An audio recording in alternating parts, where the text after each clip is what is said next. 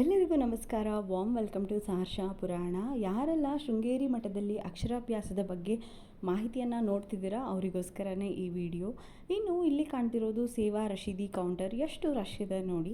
ಅದಕ್ಕೋಸ್ಕರನೇ ನಾನು ಆನ್ಲೈನಲ್ಲಿ ಬುಕ್ ಮಾಡಿದ್ದೆ. ನೀವು ಯಾವತ್ತು ಹೋಗ್ತೀರಾ ಆವತ್ತಿನ ದಿನ ಬೆಳಗ್ಗೆ ಈ ಫೆಸಿಲಿಟಿನ ಬುಕ್ ಮಾಡಿದ್ರೆ ಸಾಕು, ನೀವು ಹೋಗಿ ಡೈರೆಕ್ಟಾಗಿ ಪ್ರಿಂಟ್ ತೊಗೊಳ್ಬೋದು.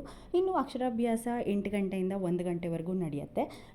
ಪ್ರಿಂಟ್ ತೊಗೊಂಡ ನಂತರ ಎದುರುಗಡೆನೇ ಇರುವಂತಹ ವಾಗ್ದೇವಿ ಅಕ್ಷರಾಭ್ಯಾಸ ಮಂಟಪದಲ್ಲಿ ನೀವು ಹೋಗಿ ಕೂತ್ಕೊಂಡ್ರೆ ಈ ಒಂದು ಕಾರ್ಯಕ್ರಮಕ್ಕೆ ಬೇಕಾಗಿರುವಂತಹ ಸಂಪೂರ್ಣ ಪೂಜಾ ಸಾಮಗ್ರಿಗಳನ್ನ ಮಠದವರೇ ನಿಮಗೆ ಪ್ರೊವೈಡ್ ಮಾಡ್ತಾರೆ.